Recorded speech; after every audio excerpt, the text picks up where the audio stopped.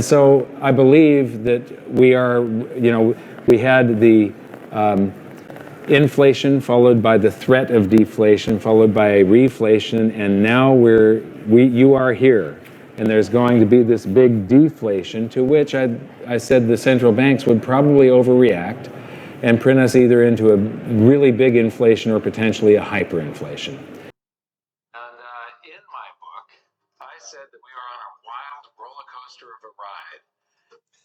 Does this look like a wild roller coaster of a ride since the crash of 2008?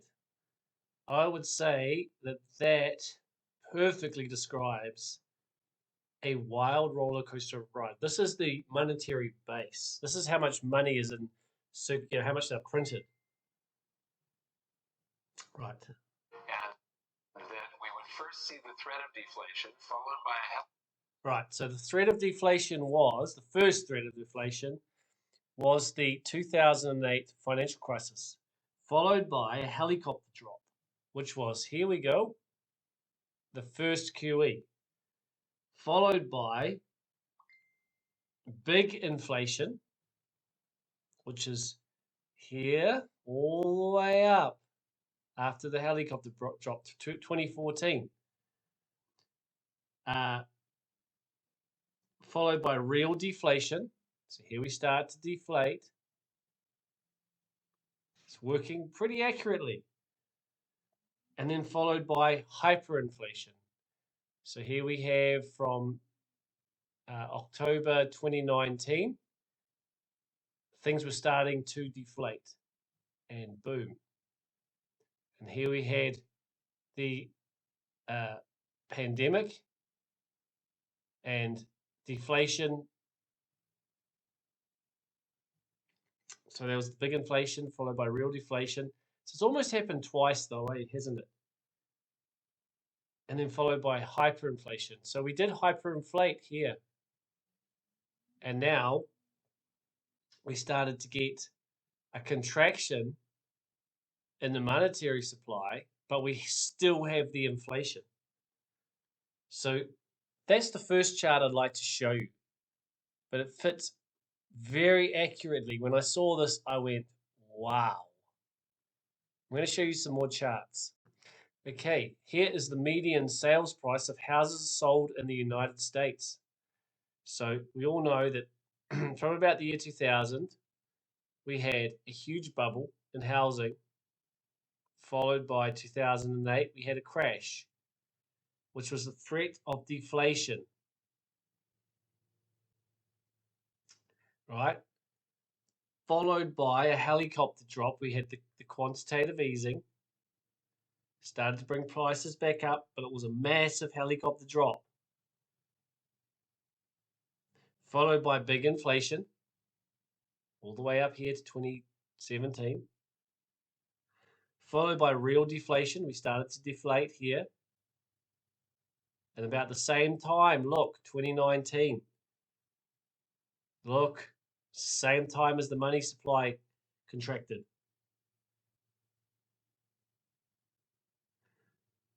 And then followed by hyperinflation. Now look at this. Look at this line up. I would call that hyperinflation.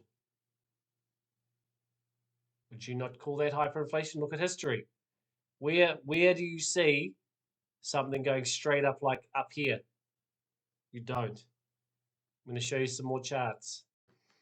Okay, this is the stock market, the Dow Jones. The Dow Jones. Okay, so we're going to start in 2002. Let's see if this is accurate. First, the threat of deflation. Down. That was the dot-com bubble bursting. That's when they lowered interest rates to 1%, I think it was.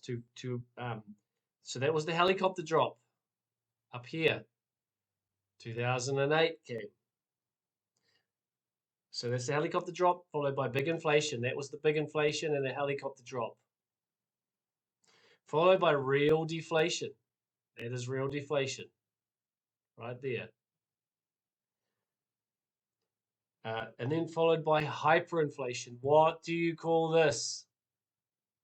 That is hyperinflation. And I know we've seen a correction.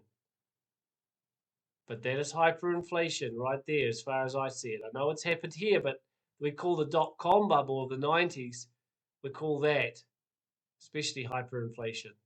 Where have we seen a line? This is, see here, look at this line up. Look at this line up. Isn't this incredible? I think Mike has called this because he has been one of the few people that have been adamant about, and he's been consistent about this since he wrote his book in 2005. He's not changed. Let's go to the next chart. Okay, this is actually a chart of Bitcoin. So let's see if it follows the chart, because everything follows the money supply, doesn't it? Okay, here's the chart of Bitcoin. Let's read what he says in his book. It's a roller coaster ride. Does this look like a roller coaster ride to you? It does to me.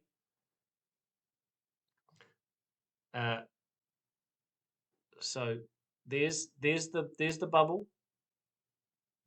followed by the threat of deflation, followed by a helicopter drop, followed by big inflation, which is part of the helicopter drop, followed by real deflation, and then followed by hyperinflation. Now, I know we've crashed down here, but you can see what the money supply has done. What the money supply has done, everything is followed. So they didn't drop a helicopter into Bitcoin, they dropped a helicopter into the money supply. And because they did that, the money supply's behavior followed the price of cryptocurrency. See here, where it's gone down, this is where the cheap money has gone away. This is where the cheap money went into overdrive. Look, people said it was the fundamentals of Bitcoin. March 2020. March 2020. New Zealand housing went up 40% in March 2020, from March 2020 when the lockdown finished. Look, we get a lot of people laid on in New Zealand.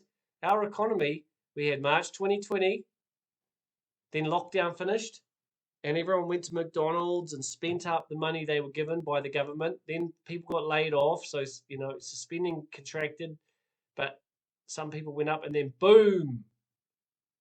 Then we had another. It follows the money supply.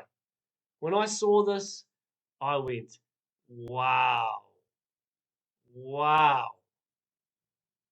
And that's just 3 charts. 3 charts. That was the first 3 charts that I pulled up.